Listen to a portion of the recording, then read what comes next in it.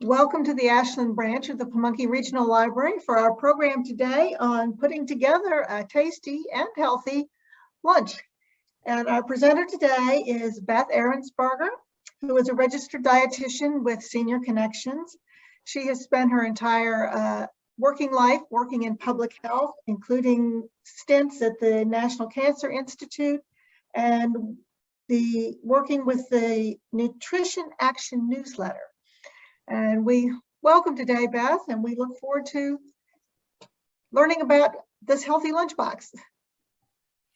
Thank you so much. I'm excited to be here, and I'm glad that we have some takers on the healthy lunchbox. Since we do have a smaller group, I would love for you to ask your questions, and I might call on you just to get a little bit of participation, so it's not so one way. It's sometimes the challenge with Zoom is that it's hard to make it two ways. So I would love to start out with anybody telling me what they have planned for lunch today. I brought chili. Okay. I am doing a tuna salad sandwich, tuna and egg salad sandwich. Well, I am not sure what I'm having, but I have my 4-year-old here with me, and she'll be having a sandwich, hummus and peppers, and like strawberries and blueberries is what I usually do. well, all of the things that you mentioned, all of you, is what I have some of our suggestions. So you're on the right road, I can tell you that. What I wanted to do was talk about 5 ways to a healthy lunch. So, and it's interesting. I'm glad you're on with your 4-year-old, because I was saying earlier that a lot of people think of packing lunch and they think of little kids. And so that's not what grown-ups do. We don't really pack a lunch. And sometimes if we pack a lunch, we pack, a thing, but not a full lunch. Whereas when we're packing a child's lunch, we always think, well, let's round it out. It needs to have a fruit and a vegetable and all sorts of things, a sandwich or a soup or something like that. So I think probably the very beginning of this, it would be good to think of ourselves as packing for children and balance our meal the way we would want to balance it for a child, because we always think they're growing, they need nutrition, but grown-ups do too. So that's a good starting point. But a lot of times when we think about lunch, and I'm glad to hear you're all prepared. I will share what I'm having. And I was just saying, I was telling Carol, I need to be able to show you this stuff, and it's a little challenging. So I'll show you my lunch since we're talking.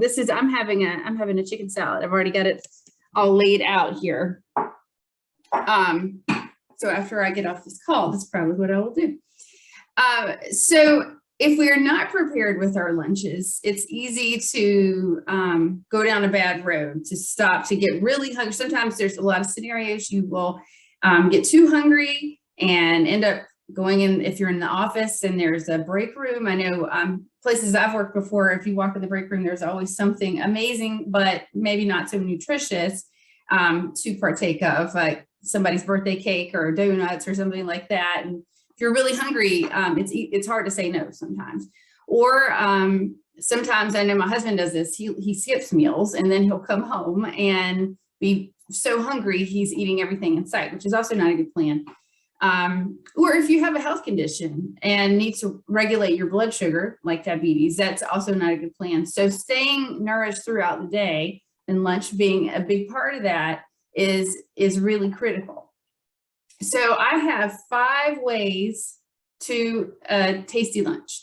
The first one I'm going to talk about is what Ann mentioned she's got for her daughter. And that is sort of I call it the brown bag traditional lunch.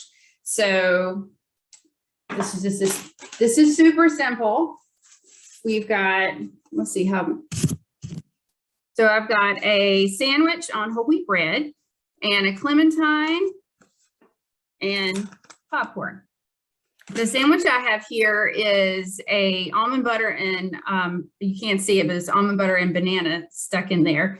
The great thing about almond butter or peanut butter, any sort of nut butter, is it's full of protein and fat, which helps us to gain some satiety. and on a whole grain bread that will help give us the fiber. So it's sort of the magic combo of fat, protein, and fiber that will help fill us up. The clementine is sort of your sweet there. It's also part of, and I would probably add on to that. I have that in another little scenario here. Is some vegetables. So you could add in some vegetables. And I don't know if you, in packing for your daughter or for your 4-year-old there, if you do end up packing lunches, and for adults too, this is great, but I like doing this. It's called a bento box. Have any of you used one of these before? They're pretty nice. You can take your sandwich and stick it right in the well, and then you have some room maybe for a trail mix or something like that. Just pack it right up and put it in a lunchbox. It's the greatest thing. And then that way you're a little kinder to the environment, a little less use of plastic and all that kind of stuff. So I like doing that. So that I wanted to show you that, put a little plug in for a bento box. But back to the sandwich.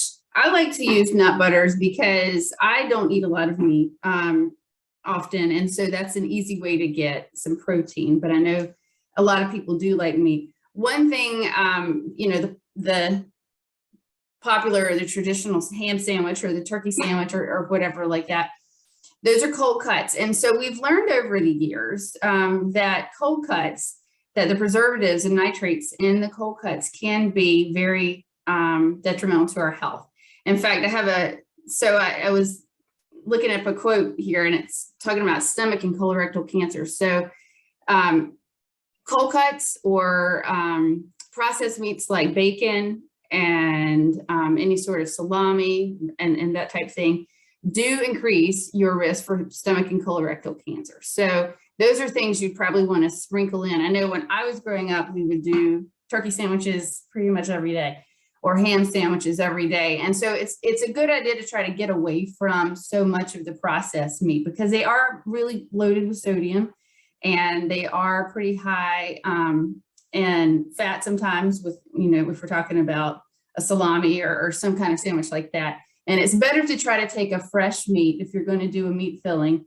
And like Channing said, she was going to have a tuna sandwich. That's a great thing. So if you really love a tuna or a turkey sandwich or a ham sandwich or some sort of cold cut sandwich, try to step back from that every day and maybe step away, not completely if it's hard for you, but maybe once a week. Try something like tuna is a great idea. An egg salad sandwich is a great idea. Peanut butter and jelly or peanut butter and strawberries is a great idea. Something along those lines. Even, and something that we do here is on Sundays for, my husband especially likes to do this. We'll grill a chicken or cook chicken and shred it up so that it's ready. My son likes chicken salad sandwiches. And so if you can buy the canned chicken, but that is also pretty high in sodium. So you want to avoid so much sodium. And that's a good way to do it by cooking the meat yourself and then keeping it ready. So we can, go ahead. Beth, I have a question that came in through chat just to me. She's asking, is it a concern for the sandwich meats, even if they're nitrate or nitrite free? And I think you were just answering that. Yes, I'm so glad you asked that. And it's so confusing. So a lot of especially now, used to be sort of rare. But a lot of the sandwich meats in the market now will say no added nitrates, except, and there'll be a tiny little asterisk, and it will say, except for those naturally occurring in celery powder or sea salt. And so you can buy the nitrate and nitrate-free lunch meats, uncured hot dogs. Say that was another one I forgot earlier, the processed meats. You can buy them. And I do buy bacon. Sometimes for my family who does like bacon occasionally, but I do buy those, knowing that it's not the same as eating, say, a fresh piece of pork roast. It is still a processed meat. It still has a preservative in it. The jury's a little bit out on just how much better it is than some that are traditionally cured. But at the end of the day, it's not the free pass, I think, that a lot of marketing would like you to think. So just sort of look at those as a slightly better choice in the grocery store, and it's still better to try to stay away from the processed lunch meats and cold cuts because they still do have that some kind of preservative in it. I wish that it didn't. That would solve a lot of problems, but that's unfortunately, it's better to stick to the things we were talking about: egg salad, fresh chicken that you can slice it up, or we chop it up and put a little bit of mayonnaise in it. I don't do, like I said, I don't do a lot of meat. Today I'm going to do chicken. It's a little bit rare for me, but we had it and it was going to go. So I decided to make myself a chicken sandwich. So a lot of times it's all about what's available too. Also, you can use hummus, and I have a little hummus down here, but Anne mentioned that she was going to do hummus with veggie sticks, and that's a great way to add protein. I think a lot of times when we pack our lunches, we get low in protein. That's probably the one.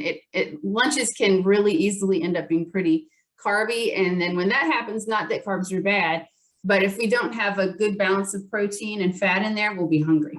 So, and nobody likes that. So I would suggest making sure, and when I tell my kids, and I was just telling Carol that I have been teaching my children how to pack a lunch because it's a good life skill. Start with the protein. What are you going to do? What's your first thing? You're going to do tuna. Then how are you going to build around the tuna? So if you're going to do like a tuna sandwich, then grow out from that.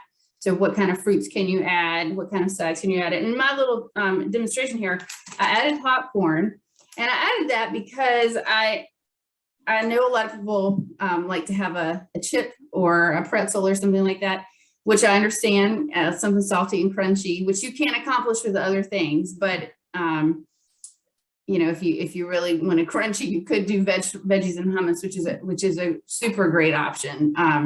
But if you were looking for that sort of crunchy chip item, a popcorn is better because it is a whole grain.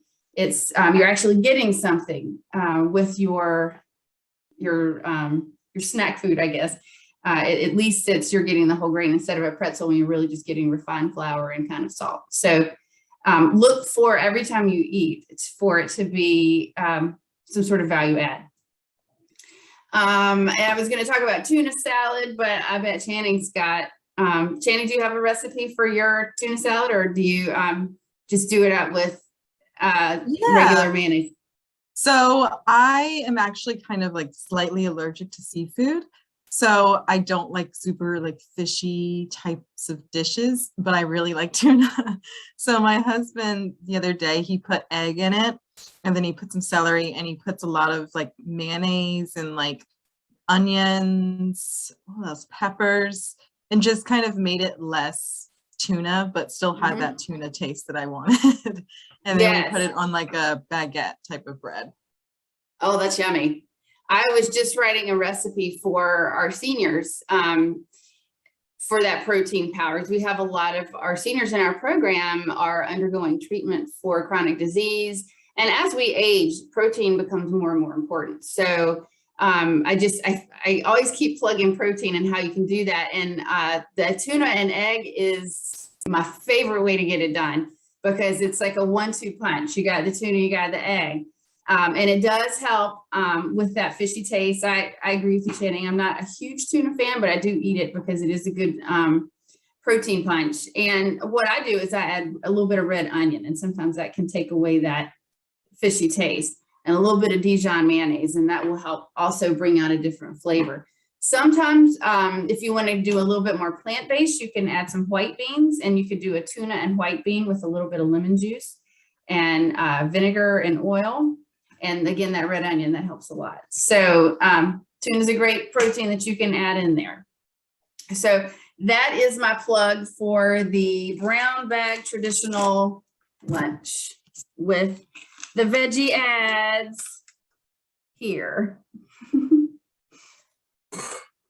And I would suggest when you're thinking about lunches, and it sounds like Channing's doing this, a little bit of advanced planning. If you've got, somebody's making for two, you go ahead and make it up so that you're not scrambling around the morning of trying to make lunch, because we all know that's probably not going to happen. So if you can make it the night before or a couple days before and have some ready, and that is a good lead into this chicken that I was talking about. So we have sort of a prepared chicken that I've given a little sprinkle of paprika and garlic powder, and that turned into my lunch, which is going to be today. And I've just got whatever vegetables I had on hand. I like to add a little bit of crunchy with some sunflower seeds on top of that. But the second way to a great lunch is using leftovers. And so that is my chicken here. It's my leftover that I'm turning into something else. And also, when we're talking about ease, if you have leftovers, let's say, so tonight, we're going to be having a sheet pan dinner, which is a lot of roasted vegetables and shrimp and things like that. So when I'm packing up, when I'm cleaning up, if I have extras, then I'll just take them right that moment, pack them up and have them ready for tomorrow's lunch. Now, the problem is oftentimes you have enough to save, but not really enough for lunch. What do you do about that? So that's a nice, that's what I call a partial victory. And that's a little, I'm sort of bleeding into the next part of what I was going to talk about. So in that case, depending on whatever kind of setup you have, if you're in an office, like my husband's office has a little cafe, and they do a lot of burgers and French fries. They do a grilled chicken. So what I will suggest to him is to take whatever little, so tonight I'm anticipating having some leftover roasted vegetables, probably that would sit in the refrigerator, that no one would eat, because vegetables alone are sometimes hard and confusing if nobody's going to snack on them. So what do you do with that? I'm gonna pack that up for him when we're doing the dishes, the roasted vegetables, and put it with the chicken he can buy tomorrow in the cafeteria. And one of these little cups. These are like the little minute rice. Oh, wrong way. They're the single serving rices. This one I like a lot. This is a new one that they have, and it's quinoa, which means extra protein. It's a plant-based protein. So if you add that quinoa to the roasted vegetables and a little bit of grilled chicken, there's lunch. So, and all he had to do was buy the chicken breast. So you can take a little bit of what you have and add it to something later, and we'll call that a partial victory. Also, you can add it to something that you already have in the refrigerator. I have leftover, these are some little potato cakes that let's see, pull that down, little smashed, new smashed potatoes that you can add to. He was telling me they do have sandwiches, but they come with, in his work cafe, they come with potato salad, which is not the very best choice you could make. So you can save, you have to pay, in his office, you have to pay extra for the potato salads, which comes with it. It's a little upcharge. So you save a little money by using something you already have and not waste food, which I feel very passionately about. In this world, we have too many people hungry to waste food. So that's another nice way to kind of work with what you have and save some money and keep it healthy. So let's see. So transitioning on to the part, and I feel like I've covered this a little bit, but a salad bar. Sometimes I know I worked at a place that had a salad bar, but there were like 5 choices on the salad bar. So what you can do, like, and it's always, that really pale lettuce and a few sad little cucumbers and some grated carrots is usually what was on it. So what are we missing? The protein. So again, you can take what you have, the chicken, or you can take some tuna and add that to your salad bar, or even a lot of times, and this is something that sometimes takes a little bit of getting used to, but I like to put my starch in my salad to give it a little bit of extra power. Not always feeling the salad, especially when the weather is a little chilly. So adding on some quinoa or some rice, or the potatoes. Roasted potatoes are great in a salad. So you can take that salad bar salad, or if you have a leftover, that's what I've got right now. My own refrigerator is a very small salad that I don't know who's going to eat because it's very small. It's not even really enough for a lunch. But if I add these potatoes on, or the rice, and I maybe throw in some more tomatoes and maybe some cucumbers that I have left over from cutting them up from lunch boxes, then I can make a nice salad for lunch. So it just sort of takes a little bit of creativity, combining what you have, and using it instead of letting it sit in your refrigerator. The fourth thing that I have for your lunchbox extravaganza is going halvesies. And so that is like the Panera You Pick Two. That's one of my favorite things when we go out to eat. I love a little salad and a sandwich or something like that. So Carol mentioned she has chili. So we have chili. So you can have a little, this is leftover from dinner a couple nights ago. And so I was actually getting that out for my daughter's lunch. And chili, by the way, is a good way to use up whatever you've got in your refrigerator. Lots of beans. I even put pumpkin sometimes in mine to add a little extra fiber. And I have little cornbread that I made into a heart shape, but you can add a sandwich, or you can add that little tiny salad that was too small to stand on its own. You can add the salad, and so you can have a salad and chili. When you do pack that lunch, make sure that you add the things that you like, jalapenos or a little bit of sour cream or cheese or whatever it takes.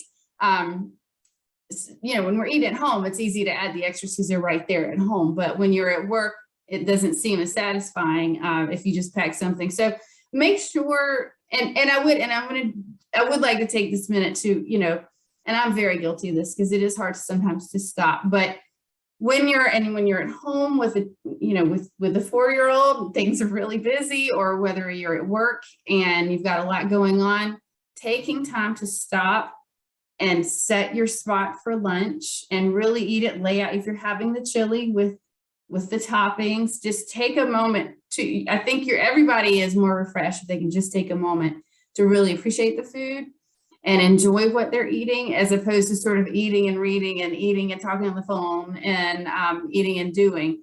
And sometimes I know with a child at home, sometimes that means you're not eating at a traditional lunchtime, and that's okay too. But just taking time for yourself is so important, so that you can really process that feeling of feeling full and having had something to eat. So just do that little thing for yourself today. And then the other thing I wanted to talk about, and this is probably my favorite lunch that this is gonna be the opposite of what I just said, but we all know life happens. But I call this the hors d'oeuvres hopper, because sometimes it is hard. What is today? Wednesday, Monday.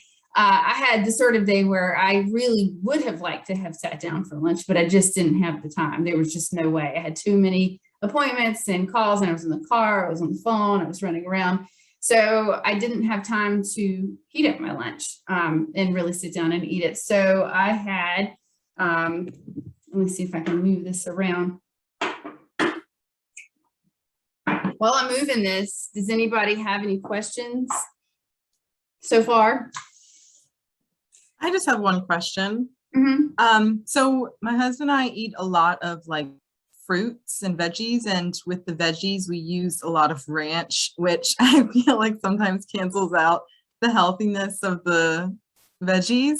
Is there an alternative that you would suggest? Like, you know, because sometimes it's just so dry, like eating like a celery stick, you know?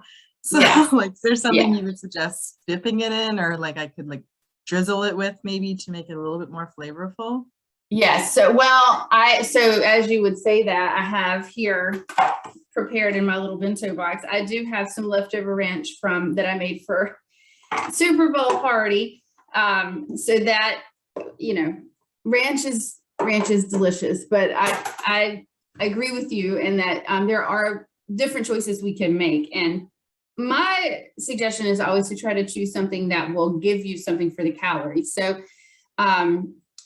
when you spend calories on something, you want to make sure you're getting something out of it. So let's say you're eating dessert and you have a slice of chocolate, something decadent like a chocolate cake, and it's chocolate cake. There's really not a lot of value add to it, but it's, you know, if you're craving chocolate cake or if it was a special memory, that's what you get out of it. So in some cases we spend calories because it's a memory or because it's a special time or because you really wanted the chocolate cake. And I believe you should enjoy it and eat it. So using that analogy for the ranch, sometimes you eat the ranch because you love it and it tastes really good. And then sometimes you think, what else can I add to this that I can alternate this with maybe? So not totally getting rid of the ranch, because I feel like we'd be sad if we got rid of the things we really loved, but trying some things that were very nutrient dense.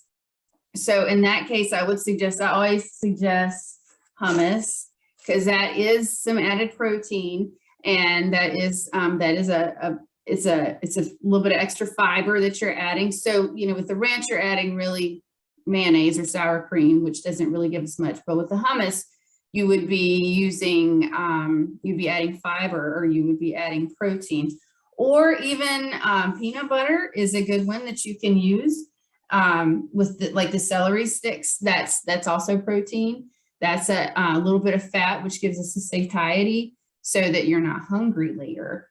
Those are my top two. Yes. I'll add one. Anne apparently it's not allowing her to send a message to everyone on chat. Okay. She's suggesting the Bolthouse Farms Ranch is an great alternative because it's yogurt based, and she says it's a bit better than traditional ranch. Yes, there are some products that are better, and I was getting ready to go to that. So Anne, you're on point today. You can make your ranch with Greek yogurt, or even partially with Greek yogurt. So my ranch dip that I have here, we made at home, and I like to do that just because I like the taste better. It really doesn't have anything to do with nutrition. But the recipe will call for, so you can buy a product like something that's made with yogurt, although you do want to look at the label to make sure it is truly what they say. Sometimes they'll say it's yogurt based, and then you look at the label depending on the brand, and they will sort of pull the wool over your eyes. So you do have to be careful about that. If you make it yourself, you do have a lot more control over it. And in a case where it would call for like I think the dip recipe for Hidden Valley calls for a cup of sour cream. Instead of the whole cup of sour cream, you could do half a cup of sour cream and half a cup of yogurt, or Greek yogurt. So that would still give you some more protein, and that would give you that would help ease you into maybe not doing all the way ranch. So it would be the flavor you're used to, but a little bit powered up nutrition. So you can do that. But no, going back to, yes, vegetables can be dry, especially raw vegetables. And if it's not fun to eat, we won't eat it. So that's important to make sure that you're enjoying what you're eating and that it is pleasurable, because food should be pleasurable. Does anybody else have any more questions? I was going to say another suggestion for dipping. I don't know if you said this because while I was figuring out the chat, but I used to have with my kids, we dip our veggies in applesauce, unsweetened applesauce, which that's a great idea. That I'll have to try that. We have lots of applesauce here, so that's a little extra sweetness too. That's a great idea. If you make it yourself, or you get the unsweetened kind of applesauce. Mm-hmm. Mm-hmm. Oh, that's a great idea. I love that sharing. And sometimes if I'm feeling extra great and really powering through the day, I will add, instead of just pulling things out of the refrigerator, I suppose some days, a little bit of Greek yogurt and a little bit of peanut butter or almond butter, and you mix that together, sort of like that gives that a little bit of a sweet dip. And so that can be really good because you've got the double protein action going, and it's like a creamy peanut butter or a creamy almond butter type dip.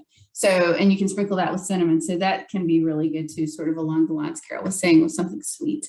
So Yeah, because like for apple slices, there's not apple slices or pear slices or even strawberries sometimes.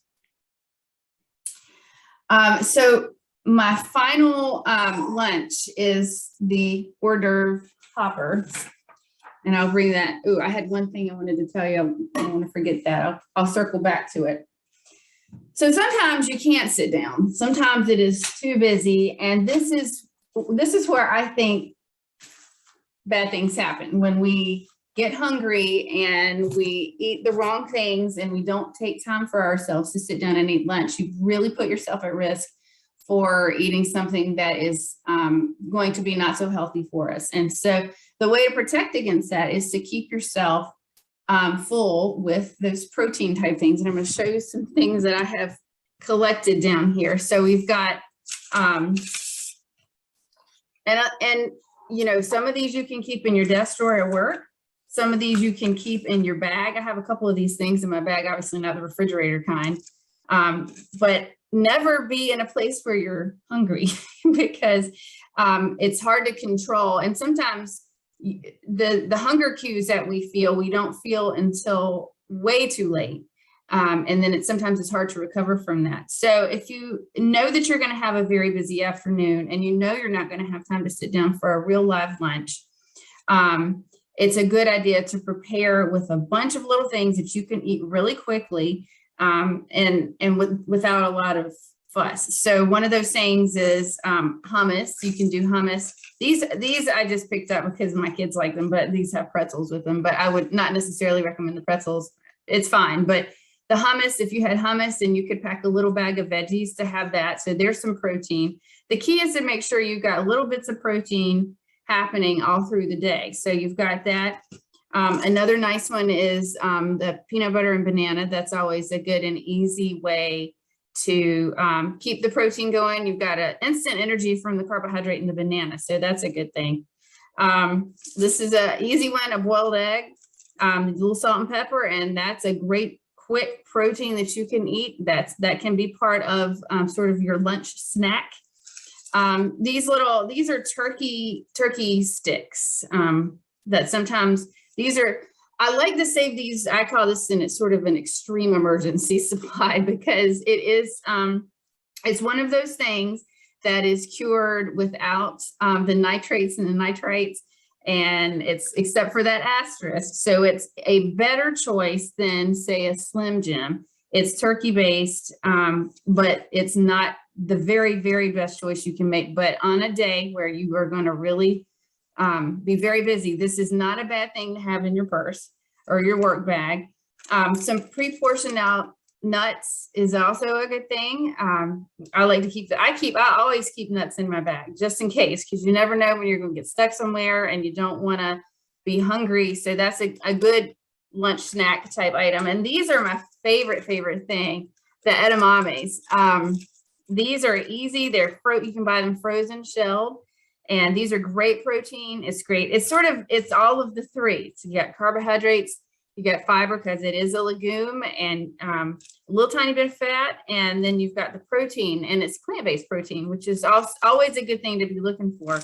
So those are some of my favorite sort of lunch snack type things that I keep. And then you can combine them. I'll do a edamame and a clementine together, or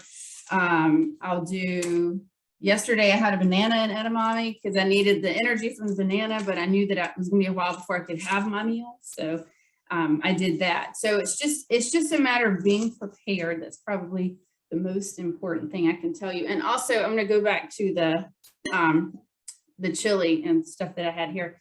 So when you do take chili, take it in a thermos. A tip that I like to use is to keep it at a safe, hot temperature.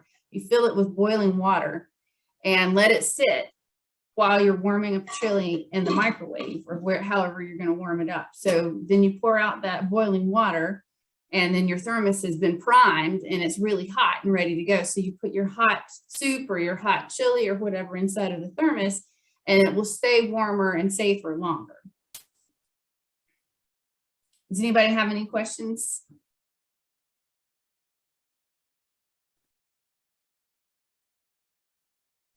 So these are my favorite things for lunch, for packing a lunch, for being prepared. I think the most important thing about having a lunch pack is to have a plan and to do it ahead of time. Because if you're not planning or you're not doing things ahead of time, it is really easy to scramble around and at the last minute not really have anything prepared. So that's my best tip is to make planned leftovers. If you're going to make chili, make a little extra. Even I have, and I don't have this pictured, but I know probably a lot of you do this. When we have this chili that I showed you, we have a little bit too much to eat before we need to eat it. So I went ahead and froze some of it. So I have them already in the little containers in the freezer, ready to go. So the night before, if I'm really not feeling like packing my lunch, I can take that out and let it thaw out. So it's already in the container. I just got to put it in my bag. So that's another way I like to save food, to try to save money, to keep it from going bad and losing the food that I worked hard to make. Because, you know, if you're going to get in the kitchen and work, you want to make sure you enjoy the fruits of your labor, not throw it out because it went bad in the back of the refrigerator.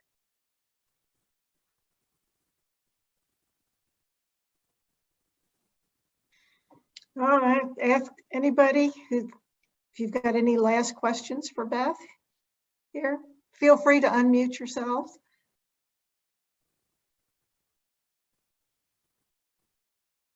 Well, Beth, thank you for sharing with us. That's a lot of good, tasty information and making lunch easier for those of us who have to get out and go to work and don't have the time or don't want to take the time to go out and eat or pay for it. So that's very helpful. Okay, thanks to the rest of you for coming and participating in this program. We appreciate your input. And if you've got ideas for programs you'd like to see at the library, please don't hesitate to get in touch with us and watch our website for other new programs that might be coming. So with that, thank you, Beth, and everybody enjoy the rest of your day. Thank you. Thank you for having me, Thank you so Carol. much.